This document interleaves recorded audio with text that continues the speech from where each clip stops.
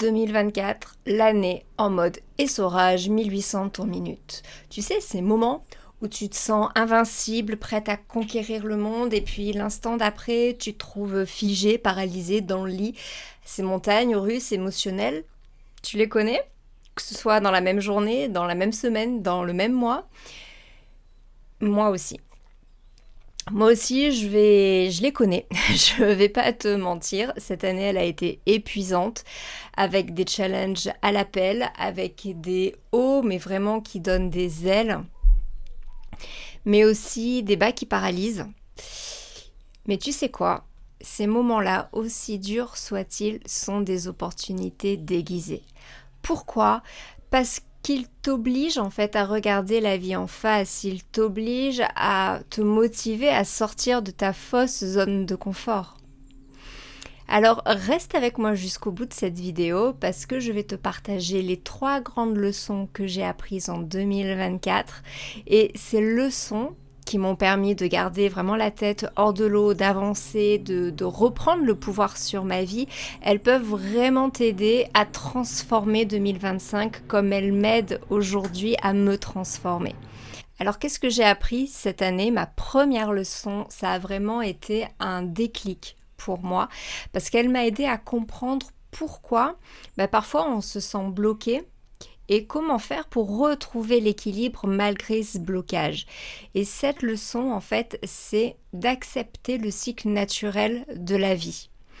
Tout est mouvement autour de toi et tout est mouvement en toi.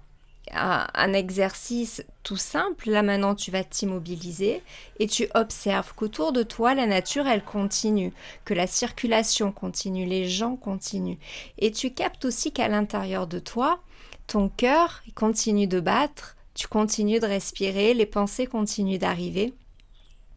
Pourquoi? Pourquoi tout bouge et tout est en mouvement perpétuel? Parce que la vie c'est un cycle. Une journée, c'est un cycle, et toi, tu es un cycle, et c'est complètement normal de passer par des hauts et par des bas dans la même journée, d'avoir des moments de fatigue, des moments de ras-le-bol, des moments aussi de speed, de joie, de rire, et de traverser tout ça dans la même journée, c'est complètement normal. Ton système nerveux autonome, ce grand chef d'orchestre qui est relié à toi par ton nerf vague, en fait, lui, il est programmé pour s'assurer que tu te trouves en sécurité. Il n'est pas là pour te faire kiffer H24 ta vie, en fait. Il est vraiment fait pour te maintenir en vie et pas pour te rendre heureuse. Et c'est lui qui fait que tu as ces variations complètement normales tout au long de la journée et complètement incontrôlables puisque c'est autonome. Alors maintenant, justement, demande-toi, quand tu vis un peu ces moments de figement, ces moments de down, qu'est-ce que je me refuse de vivre en ce moment? Sur quoi je résiste? En fait, ce coup de mou qui me paralyse, est-ce que c'est un coup de mou? Est-ce que c'est une frustration? Est-ce que c'est une envie que j'étouffe? Et si, juste là, tu décidais d'accueillir ton ressenti au lieu de le combattre? Parce qu'en fait, tu vois, c'est vraiment en acceptant ton état que tu peux vraiment commencer à avancer. Même si tu ne le comprends pas, c'est ok. C'est vraiment te dire, là je suis bloquée dans mon lit, je suis en mode fœtus, j'ai envie de pleurer, je vais pas lutter, je vais laisser traverser ça, je vais laisser le mouvement de l'émotion se faire. Parce que tu sais, malgré toutes mes phases que j'ai eues cette année, mes phases de doute, mes phases de blocage, de procrastination, malgré tout, je suis passée à l'action. J'ai essayé, j'ai tenté, j'ai forcé, j'ai ignoré pour mettre du mouvement. Mais à côté de ça, je me suis aussi posée. J'ai contemplé, j'ai conscientisé pour mettre de la cohérence dans ce mouvement-là. Et pourquoi j'ai décidé de combattre la peur et la procrastination, même si ça m'apportait de la souffrance? Parce qu'en fait, tout est mouvement en nous. Notre sang, nos pensées, nos émotions, nos cellules, tout bouge à l'intérieur, perpétuellement, quoi qu'il se passe. Et tout est fait pour circuler, pour bouger, pour aller de l'avant.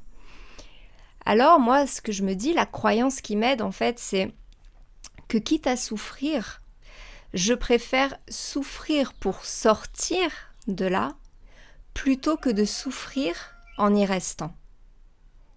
Et ça, c'est ce qui m'aide à me mettre en mouvement. Alors arrêtons et arrête de te battre contre ces cycles. Arrête de vouloir être cette image rigide de la joie parfaite, de la joie constante, toujours souriante, toujours bienveillante et toujours opérationnelle. La bonne mère, la bonne salariée, la bonne épouse, la bonne fille. Stop. Parce que ça, dans la nature, ça n'existe pas et on est complètement relié et connecté à la nature, on en fait partie. Alors autorise-toi. Autorise-toi à vivre ce cycle, à vivre ton cycle, ton processus, ton ici et maintenant. Et si tu veux retrouver ton équilibre, justement, commence par accepter ce mouvement naturel de ta vie. Ça, c'est ma première leçon, mais comprendre et accepter les cycles, c'est une chose. Passer à l'action, c'en est une autre. Et c'est là que la deuxième leçon, elle entre en jeu. Et d'ailleurs, cette deuxième leçon, elle m'a frappée, mais comme une évidence. Si je voulais avancer, je devais absolument arrêter d'attendre que les autres me sauvent. Parce qu'en fait, si tu attends que les autres te donnent ce dont tu as besoin, en fait, tu leur donnes le pouvoir sur ta vie, qui que soient ces autres, en fait. Et arrête de remettre ton bonheur entre les mains des autres. Demander aux autres de t'apporter du calme, de la sécurité, de l'attention, en fait, c'est comme leur donner les clés de ta maison. Alors moi, je te demande, et si tu les gardais pour toi, ces clés, finalement ? Si tu gardais pour toi les clés de ta maison, pour que toi-même tu décides à quel moment c'est ouvert, à quel moment c'est fermé, et pour qui tu ouvres et pour qui tu fermes.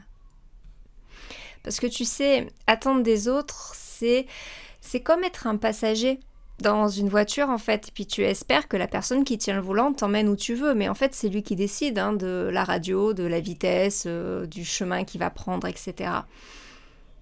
Et justement, demande-toi si tu bascules du côté passager au côté conducteur, qu'est-ce que ça change si c'est toi qui prends le volant ? Qui décide de la direction à ce moment-là ? Et tu vois, de mon côté, pendant longtemps, et surtout ces 2 dernières années, je me suis vraiment fait passer après. Je me suis fait passer après le ménage, après les courses, après la vie de couple, après l'accompagnement d'une ado en souffrance. Je me suis fait passer après les chiens, je me suis fait passer après les autres, je me suis fait passer après tout le temps. Et du coup, je me suis retrouvée, débordée, épuisée, sans énergie pour créer ma propre vie, mes propres projets. Alors je demandais à mon entourage de m'accorder du temps, de m'accorder de l'espace pour mes propres besoins. Mais du coup, je leur reprochais de ne pas avoir ce temps et de ne pas avoir cette énergie, de ne pas avoir cet espace pour faire ma vie, puisqu'ils ne me le donnaient pas. Mais devine quoi ? En réalité, tu l'as compris, je déléguais mon bien-être à quelqu'un d'autre. J'attendais que ce soit l'autre qui décide, que ce soit OK, que je prenne en compte mes besoins en priorité. C'est comme si je demandais l'autorisation. Et 2024 m'a appris cette vérité brutale. Si tu as besoin de calme, prends-le. Si tu veux te sentir mieux, fais ce qu'il faut. Et si tu veux de l'amour, si tu veux de la reconnaissance, entoure-toi des bonnes personnes. Personne ne viendra te sauver. Et ta sérénité, c'est ton job. C'est pas celui des autres. Mais tu sais quoi ? Que personne ne veuille te sauver, en fait, c'est une bonne chose. Et c'est une excellente nouvelle. Parce que ça veut dire que tu peux tout changer. Toi, là, maintenant, tu peux passer de passager à conducteur. Tu peux prendre le volant.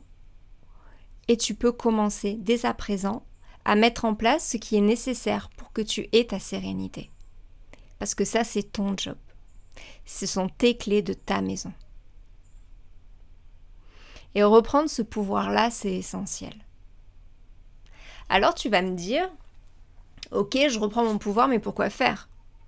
Ok, si c'est juste pour tenir debout, en fait, pour dire à tout le monde que ouais, ça y est, je fais ma life, etc. En fait, ça manque de sens. Et c'est tout l'intérêt de la troisième leçon.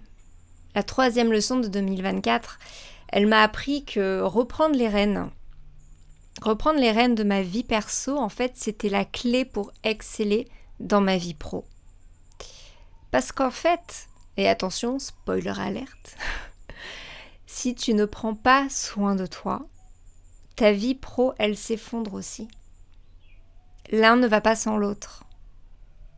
L'équilibre entre vie pro, vie perso, ce n'est pas juste faire 40% de vie pro et 60% où je m'occupe de tout le reste. Non, c'est prendre les rênes de ta vie perso qui va te permettre d'être en mesure de pouvoir prendre les rênes de ta vie professionnelle parce que tu vas développer les mêmes capacités, tu vas développer les mêmes ressources, les mêmes comportements. Et je suppose que tu veux exceller dans ton taf. Tu veux reprendre les rênes de ta vie professionnelle. Ok. Tu veux pas te contenter d'un job alimentaire. Tu veux y mettre du sens, tu veux retrouver goût justement au travail, retrouver cette énergie, cette motivation, cette envie de te lever le matin pour aller travailler. Et ça, c'est ok. Mais rappelle-toi d'un truc. T'es pas juste ton job, t'es pas juste une étiquette, t'es pas juste une liste tout doux en fait. Et comment je le sais ? Je le sais parce que je suis passée par là. Pendant des années, j'ai cru que mon travail définissait ma valeur, que si j'étais pas à 100% performante, j'étais rien. Jusqu'à ce que la fatigue, l'épuisement, m'enclenche une maladie qui m'a forcée à tout arrêter. Et du coup, j'étais plus rien. Puisque pour moi, mon travail, mon statut social représentait tout. Et que j'avais tout perdu avec la maladie. Et cette leçon, c'est ça, c'est que t'es une personne entière. Et pour te sentir forte, pour te sentir épanouie, tu te dois de te nourrir sur tous les plans. Que ce soit au niveau de l'amour et pas seulement celui d'un partenaire, c'est aussi l'amour que tu as pour toi, vis-à-vis de toi, c'est l'amour des autres, l'amour de la vie. C'est également au niveau de ton corps, le ressentir le mouvement, ressentir le plaisir, ressentir l'effort, te sentir respirer, vivre dans ton corps. Et c'est aussi ta connexion à ce qui t'entoure. Être connecté sur ce moment présent, ce que je vois, ce que je sens, dans quel état je suis, te connecter à la nature, à tes sensations, te connecter à ce tout. Et investir dans ta vie personnelle, c'est pas du luxe, c'est vital si tu veux avancer. Et c'est ça, reconstruire ton leadership. C'est savoir ce qui te nourrit profondément et en faire une priorité. Ces 3 leçons, je les ai appliquées au quotidien. Et c'est grâce à elles que j'ai pu garder la tête hors de l'eau tout en avançant sans sacrifier ma santé. J'ai appris à accepter chaque cycle, chaque étape pour ce qu'il est. Une étape temporaire. En l'accueillant ici et maintenant, j'écoute ce qu'il a à me dire et je trouve plus vite les clés pour m'en sortir. Je sais aujourd'hui quelle activité me nourrisse, quelle activité va m'amener ma force, ma lumière, mon énergie, ma résilience et surtout j'ai arrêté de porter le poids du monde sur mes épaules. Les autres peuvent avancer sans moi et c'est très bien ainsi. Ils peuvent faire le ménage sans moi, ils peuvent faire les courses sans moi, ils peuvent être responsables de leurs propres besoins vitaux sans moi. Je ne suis pas indispensable à leur survie et c'est très bien ainsi. Alors tu vois, ces 3 leçons que je me suis vraiment prise en pleine tête cette année, je les ai appliquées jour après jour, j'ai évolué jour après jour, j'ai avancé jour après jour et encore aujourd'hui je continue parce que tout est dans cette évolution, tout est dans ce mouvement. Et franchement, elle me transforme. Elle transforme ma vie personnelle, elle transforme mes relations, que ce soit avec les autres, que ce soit avec moi-même. J'ai appris à accepter chaque étape, à reprendre mon pouvoir, à me reconnecter à ce qui me nourrit vraiment, à créer des liens avec des personnes extraordinaires que je ne connaissais même pas il y a un an. Alors moi, ce que je te demande, c'est toi, dans ces 3 leçons, laquelle te parle le plus? Et dis-moi-le en commentaire, soit celle que tu as appris également, soit celle que tu comprends pas, soit celle qui te paraît insensée, ou celle que tu aimerais justement apprendre pour sortir de là. Parce que tu sais, si tu veux reprendre les rênes de ta vie après un burn-out, ça commence ici et maintenant. Tu peux rester où tu es ou décider que c'est aujourd'hui que ça change. De toute façon, tu es en souffrance si tu regardes cette vidéo. Et la transformation commence toujours par un choix. Aucun choix n'est facile. C'est simple, mais ce n'est pas facile. Alors tu peux me retrouver sur Insta. Je partage des outils pour t'aider à avancer. Et si tu veux qu'on en parle directement, il n'y a pas de souci, tu m'écris, tu me fais un petit DM et puis on échange ensemble. Partage-moi où tu en es et voyons ensemble comment amorcer ce changement. Parce que oui, ta version pétillante, puissante, joyeuse, elle est là, elle existe, elle est prête à briller. Mais c'est à toi de faire le premier pas.